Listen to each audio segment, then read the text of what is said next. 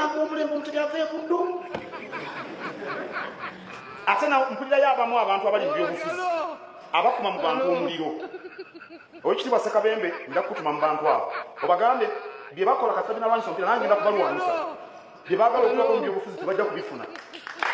Abutere Phil's exclusive wetusinzira okubanga tukuweereza gwe mune Uganda eyasalawo okubanga temunange osubscribing ne wekanya biki ebitambuliranga mu ggwanga lyattu Uganda mu kaseera kano agentuse nago ate munange nsobola okugamba nti eggwanga lyattu Uganda adyagudde mudda nabe Obuganda ate munange abutereddwa kuninga abali kibiina akyinza okubanga temunange oyita ekya NUP oba ekya National Unity Platform kale nno mu kaseera kano Katikkiro wamu n'ab'enjawulo amukuumaddamula nsobola okugamba nti ate ye bamutadde kuninga okusinzira ku nsonga ezitambulira ku mukulembeze waabwe His Excellency Robert Kyagulanyi Ssentamu angaze mutuusibwako abo bewandigambye ate munange abalina obuyinza mu ggwanga lyattu Uganda bizenga byogerwa anti Katikkiro ate munange agwa ku ludda luno oba Katikkiro ate munange wasayiriza eno wabula ate nsobola okugamba nti ye bamutyabidde dda akalimu obuuka okusinzira ku ki kyogenda okubanga ate wekanya nga sinaba kuba ngenda wala nnyo ogenda kuba ate munange nzikiriza nsoke nkugireko ku recap eyabye tugenda okubanga ate munange tulaba wabula Katikkiro ye bamuyisaamu dda eggaali okusinziira ku ki akyogenda okubanga wekanya ku side zeno nzikiriza video nyitandike mu mbeera bweti wabula ate ginkonyeremu ekigalo esobola okubanga etambula agikonemu ekigalo gisharinge agwenkuleetedde mu kaseera kano gwonsobola okugamba nti muliro gwennyini soka wekanye katambika na mutwe mu bufunze okomawo otwengere okukona ensonga zino mu butongole. Actually Mayiga agirwanyisa nnyo era kino nkyogera ku kamera omuntu asinga obutaagala Bobi Wine ku nsi kuno bamuyita Mayiga. NUP okulonda bwe kwaggwa ne banteekako akazito nti nangirire nti akalulu baakabbye nti nno NUP ye yawangudde era nti nno abantu bagende beekalakaase bajjeyo obuwanguzi bwabwe.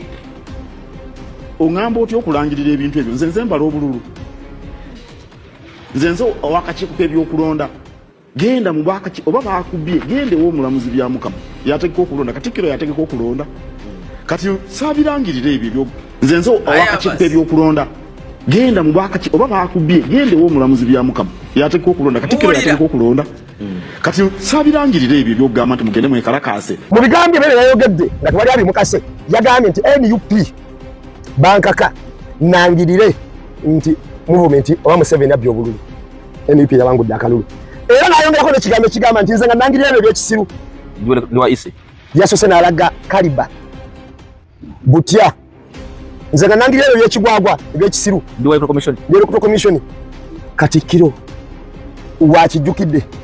Nagezezaako okwebuuza ku bannange nga njagala kumanya ani oyo oba NUP yagende wa Katikkiro namugamba alangire nze nkulembera NUP naye nina ne bannange benkulembera nabo era mu bonna benkulembera nabo tewaliwo n'omu era asabyeko Katikkiro okulangirira nti NUP wangudde.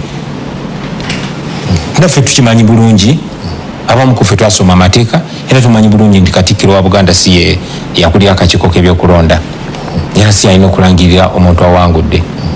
So ekyo kyanewunyisizaamuko nemuswaza Katikkiro mulambo omulembe omutegeave kundu ate na mpulira y'abamu abantu abali mu byobufuzi abakuma mu bantu omuliro. Oweekitiibwa Ssekabembe nja kukutuma mu bantu abo obagambe bye bakola Kasabina Lwanyisa omupiira nange ngenda kubalwanyisa bye baagala okulako mu byobufuzi tebajja kubifuna.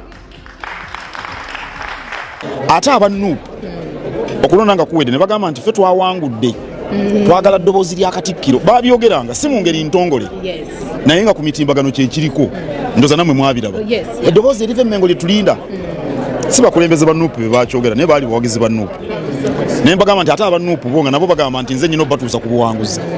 Kaakati bano abaabuuza mwami Bobi Wine ekyokuba nti oba nali nteekeddwa omulangirira bakibuuza mu Lungereza bagamba out of context baali balina okutegeera kye nali ŋŋamba ekibwe kyali kuba abantu baagala nnyo okumanya awagira NRM awagira NUP awagira ki. Nze mpagira omuntu yenna awagira ensonga za Buganda semasonga ettaano. Waliyo aba NUP abagala obwakabaka waliyo aba NRM abagala obwakabaka. Mayiga tiyabadde mu revolution yaffe. Actually Mayiga agirwanyisa nnyo era kino nkyogera ku kamera omuntu asinga obutaagala Bobi Wine ku nsi kuno bamuyita Mayiga. nkyogera nti Allah muhoza omulaba tayagala Bobi Wine muhoza asobola okukweka Bobi Wine nga waliwo obuzibu. yes lwaki mayiga tayagala Bobi Wine ababa kushu abuterevu ensonga ezo nga bw'ozirabyeko ab'enjawulo nga batuusa okwemulugunya kwabwe ku bigambo Katikkiro byava nabeera ng'ate munnange ayogera oba ng'atuusa eri eggwanga nti aba National Unity Platform bavaayo ne babeera nga bamusaba asobola okuba ng'ateekawo okulangirira nti ate obuwanguzi bwali ku sayidi zaabwe mu kalulu kali aka 2021 kale nno Katikkiro yavaayo n'ategeeza nti tasobola kuba nga yenyigira mu ebyo eby'okuba ng'ateekawo embeera ey'okwekalakaasa mu ggwanga lyattu Uganda. His Excellency Robert Kyagulanyi Ssentamu yavaayo n'ateekawo embeera ey'okuttanya n'agamba nti nga y'abakulembera abanuupu talabangako badde omuntu yenna ate munagenda n'asaba Katikkiro asobole okuba ng'alangirira obuwanguzi bwabwe oba okububanja wabula ate mu kaseera kano bangi bavaayo ne babaera ng'ate bawanda omuliro. Omusajja mukulu gw'olabyeko Gashumba asobola okugamba ate munange naye yali omu ku basaale abenyigirako mu nsonga eza struggle n'ebifaananyi byalabibwako ng'aliko ne His Excellency Robert Kyagulanyi Ssentamu wadde nga mu kaseera kano osobola okugamba nti kabonango era amujjonkera nnyo abangi bagamba nti projekiti eyazimbibwa okuba ng'ate munange ekuba His Excellency Robert Kyagulanyi Ssentamu wabula ate video giliking oba gikonemuka ekigalo osobola okuba nga wekkanya biki ebivudde ku headquarters ez'ekibiina ekya National Unity Platform nga bazzeemu okuba ng'ate munange buno mu butongole ku mulundi guno balumba Obuganda balumba Nkumaddamula asobola okuba ng'ate munange ateekawo embeera okusinziira ku biki ebitambulira ku mukulembeze waabwe His Excellency Robert Kyagulanyi Ssentamu wabula ng'ate ate bikomye mu Buganda wokka balumbye ate munene olukiiko olukulu lw'eggwanga ne basalawo okuba nga nalwo parliament y'eggwanga baliteeka ku nninga esobola okuba ng'ate munange batottola lwaki His Excellency Robert Kyagulanyi Ssentamu aliira ku nsiko lwaki amakaage agawambibwa lwaki gasalibwako aboyinza okuba ng'ate munange oyita abamaje oba boyinza okuba nga oyita abakumaddembe bakuno abasalawo okuba ng'ate emagere baafuulayo barracks. Kale nno benna nga bikyagenda maaso ate munange bwe bityo abagambibwa okuba nti baali bakuumi ba His Excellency Robert Kyagulanyi Ssentamu Wednesday ku mpewo naho kigambibwa ate munange bo abamu bali mu basement mu kaseera kano oba ate munange basibibwa. Omusajja mukulu gw'olabako waggulu amanyikiddwa nga Afande Kigenyi eyali omusaale ennyo okusaidia His Excellency Robert Kyagulanyi Ssentamu oba eyamutambulira ku kido abanuupu ne bagamba nti tusiimye enkola ye mu kaseera kano ate munange abapoliisi bagamba nti waliwo embeera eyekkaanyizibwa nti tebakwasaganya bulungi emirimu gyabwe nga bwe bali bagirina okuba nga ate munange bagikwasaganya wabula ate asooka onzikirize nkugireko ebitambulidde ku saidi z'Ebulange Mengo okomewo otengereko n'ebitambulidde ku saidi y'abasajja bakulu bano wamu n'ebitambulidde mu parliament y'eggwanga nga bannuupu bo beefuddemo mu mbeera okuba ate munneeggwanga balitaddeko ky'oyinza okuba ng'oyita entata. Welcome to Xavier High School, located in Chiboga Town Council near Lufla Zone. At Xavier High School, we build brains together with character to enable the future competence of our students. We've been leading in academics performances since 2015 to date within Chiboga and neighboring districts. We provide a balanced and high-quality education that matches with today's dynamic world. We offer both O and A-level studies in sciences and arts and a UNEB Center number with our state-of-art facilities which include a well-stocked library, a fully equipped computer lab, and a cutting-edge science laboratory to enable them be competent in today's science and digital era. Good and health feeding, a guaranteed 24/7 security team to ensure safety of every student. We as well offer DIT vocational courses like shoemaking, hairdressing, domestic electricity, media and journalism, and many others. We are your child's #1 academic destination. For more, contact us +256 788 964 777 or 0752 305 331 or visit our website at www.saviourhighschool.com. Xavier High School. God, our shield to conquer. Yawambibwa amagye n'amaka g'omusajja oyo emagere amagye ge gagalimu ssebo w'ekitiibwa Katikkiro. Bufu bwangu tebusaalimbirwamu mbwa. Nsaba nkukkirize nti nasaalimbira mu buufu bw'omusajja omusajja wa Kabaka ayitibwa Robert Kyagulanyi Ssentamu. Owekitiibwa Katikkiro bajja wano mu maaso go His Excellency Robert Kyagulanyi Ssentamu n'alomba olutabaalo era n'otusindika ne tugenda ne tuweeja akalulu. Akalulu ne bakatuwa naye ebyaddirira ndowooza naawe wabiraba.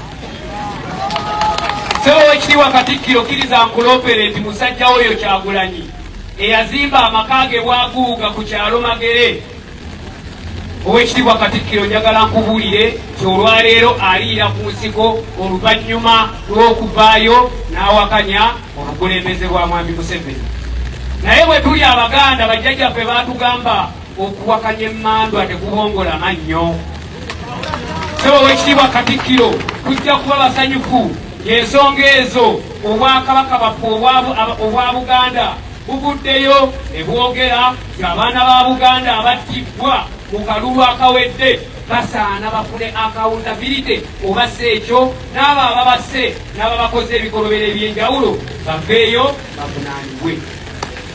Owekitiibwa Katikkiro era twagala eddoboozi lya Ssaabasajja oba eddoboozi ery'Obwakabaka liveeyo lyogere ne gavumenti eyawakati kubanga Uganda bajjako bujjannyukuta bba okuva ku Buganda. Buganda gwe mutima gwa Buganda. Omwana wa Buganda eyavaayo n'akola omulimu ogwo gwonna ekisaanidde kubeera ng'essaawa eno aliira ku nsiko ng'ate yandibadde mu maka ge Magere, wabula nga bwe gwali ku mirembe gy'Obote olubiri luno Emmengo ne Bulange eno yawambibwa amagye n'amaka g'omusajja oyo Magere. Amagye ge gagalimu ssebo Owekitiibwa Katikkiro.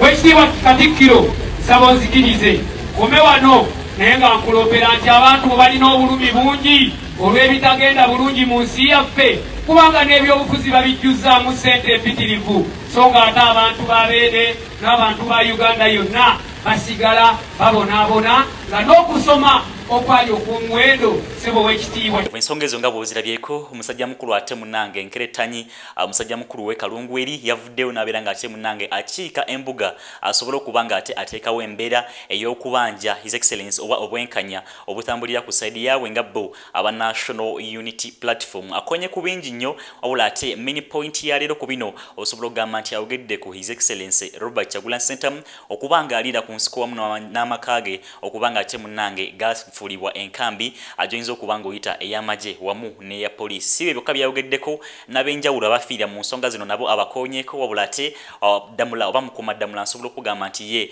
akatikkira ensonga, nsobola okugamba nti simanyi butya bwagenda kuba ng'azikwasaganya lwa nsonga nti avuddengayo ng'akyogera nti His Excellency Robert Kyagulanyi Ssentamu ate munnange aba mukoddomi we, wabula ate mu katambi kali ke nnakulazeeko yavaayo n'ategeeza nti talina ate munnange ensonga gy'asobola kuba nga yeesuulira oludda lwa nsonga nti waliwo aba NRM abagala Obuganda era waliwo aba NUP abagala Obuganda. Kale nosobola okugamba nti ensonga zo azalinye dda enkandago oba ate azazze dda kuzinne waazo, wabula ng'ate bikomye Buganda wokka ne mu Parliament ate munnange balumbyeyo dda ababaka b'ekibiina ekya National Unity Platform. Ajuzi mwala bakola opujjo Lesunyinyi yavaayo n'abeera ng'akola order n'agamba nti balina okuvaayo mu bunnambiro ate munaye kama mbaya ni mbaya, wabula ate ku mulundi guno bagenze mu Parliament basobole okuba nga basuubula eddembe aliyinza okuba ng'oyita era His Excellency Robert Kyagulanyi Ssentamu n'abo abaatulugunyizibwa mu nsonga zino bwe zitambulira ku sayidi zeno. So kulabe katambi kana kavudde mu Parliament ate munnange okomewo tulabe biki ebitambulira ku sayidi zeno.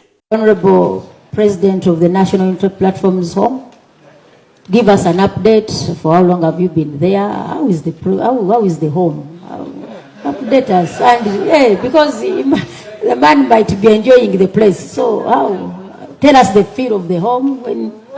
Of course, our presence there is our presence is there to provide security, because all of you know that he's not there. So if we are not there, people vandalize his property. Hello. So we are there making sure his property is safe. But Madam Chairperson, honorable members, a moment. Let him respond first, please. IGP, the microphone is yours. Yeah, so I've said we are there to maintain the security of the home from vandalism, because people are not there. Yes. We want to learn from you. We understand that home was vandalized. People came in the night. You saw that clip of the First Lady being brutalized. Where was police? Who came to vandalize during the night, and where was police? That's why we are there. So that it doesn't reoccur.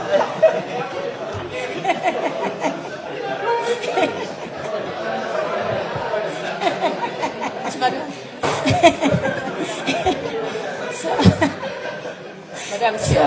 I I think the Under Secretary can talk about the NTR. The Under Secretary, no.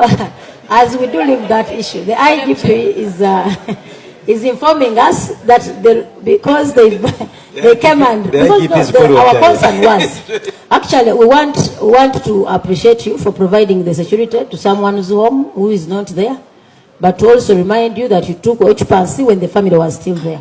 It should be on record. The time we took occupancy of that place in regard to provision of security, the family was there, the first lady was still there.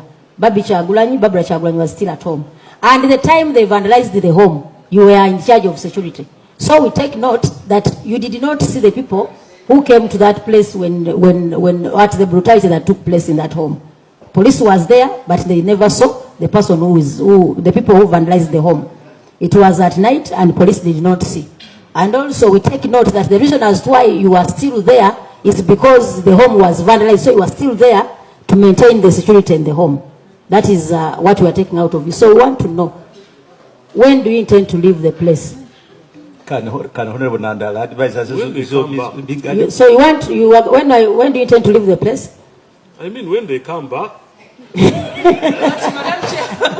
But Madam Chair. Because, yes. Yes, so when he comes back, we shall advise him to use private security organizations. Let him first respond. When he comes back, you will? We advise him to get alternative security. Chairman.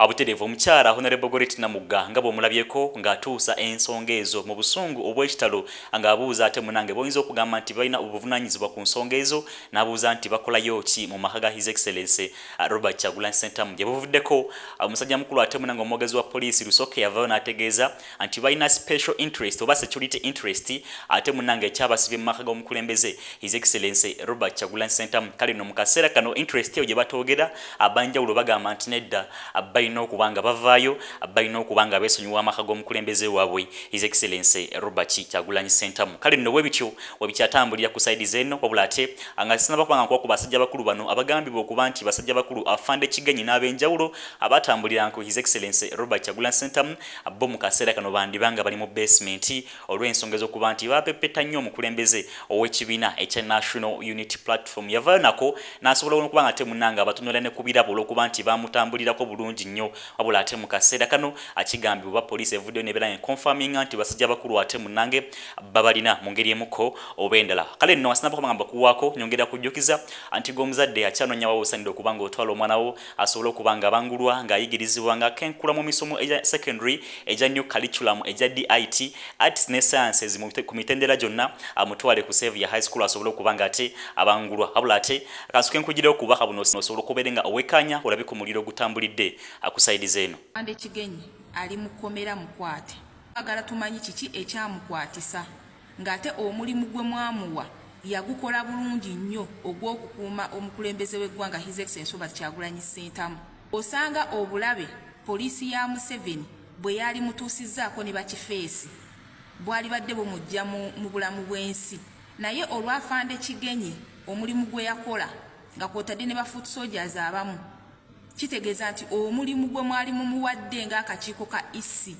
yagukola bulungi nnyo n'agutuukiriza vulaba essaawa zino eno omukulembeze waffe mulamu yabeerawo nnyo okubeera nti nno akuuma omukulembeze waffe tiyagaasi baalya kyekimu nga n'omukulembeze baamulyanga bonna kyova olaba abantu mulaba His Excellency Robert Kyagulanyi Ssentamu ne mugamba nga alabika bubi yali badde nga akaseera kaneeno omukulembeze waffe ali ku receivinga treatment kuba tiyagaasi si mmere gye baali bamuwa obwo bwali butwa bwali buyina okukosa immunity system ye oba nga ye omuntu ate gye yali badde nga afuna treatment nti esaazo yali badde nga afuna treatment nga yeetegekera na kulayira kubanga ye mukulembeze Abannayuganda gwe baalonda kibanga Afande waffe Kigenyi ali mabega wa mitayimbwa twagala kumanya baamukwatira ki ng'omulimu gwe mwamuwa gwe omulimu gwe yali akola ate nga yagukola bulungi nnyo nze okusinziira ku mukulembeze waffe be yayitamu Robert Kyagulanyi Ssentamu okusinziira ettemu eryalinga nga limwolekedde lye yayitamu nzikiriza nti Afande yakolera ddala omulimu gwe bulungi nnyo ogwamuweebwa isi kubanga muba lecturinga nga mugenda okuba distributinga okubeera nga bakuuma ba presidential candidate kati twagala kumanya bwe mbeera temwamukwata afande kigenyi vaayo yogereko eri ensi tumanye nti nno oli free olina freedom yo naye singa afande tavaayo kunyega kigambo kyonna tujja kukakasa nti mwamukwata. Abalungi abatuuliriza era abatulaba olunaku olwaleero tukyaddeko ewa Sheikh Ashraf Dembe. Sebo sanyusa okubalaba amannya agange Seeka Ashraf Dembe akola ku bizibu by'enjawulo omuntu singa aba alina ebirwadde musomereddwa tunywa amazzi ga lukuya nga bw'obadde ogalaba tugenda abantu ku kyoto ne twokya emizimu emibi egibabaamu n'okulomba edduwa abantu singa abeera ng'ali wano atuuse sobola okumulombera edduwa ne waba atatuuse nga mpadde amannya ge naye ng'ali wala maneetaase enamba yange yeno eri 0707363711 namwe banyinaffe abali ebweru oyagala okuba nti oyagala okulombera ku dduwa ng'olina ebizibu viza zibuze amaka gakolongotana sente zikola zimpita mu ngalo ojja kumpeereza ekifaananyi kyo n'amanyago ebyo byokka bijja kummala nja kukulombera edduwa ojja kutereera olunaku olusembayo mu mwezi mba n'edduwa eyawamu ffenna n'abalwadde bange abakadde n'abapya. Salaamu alaikum warahmatullahi wabarakatuh.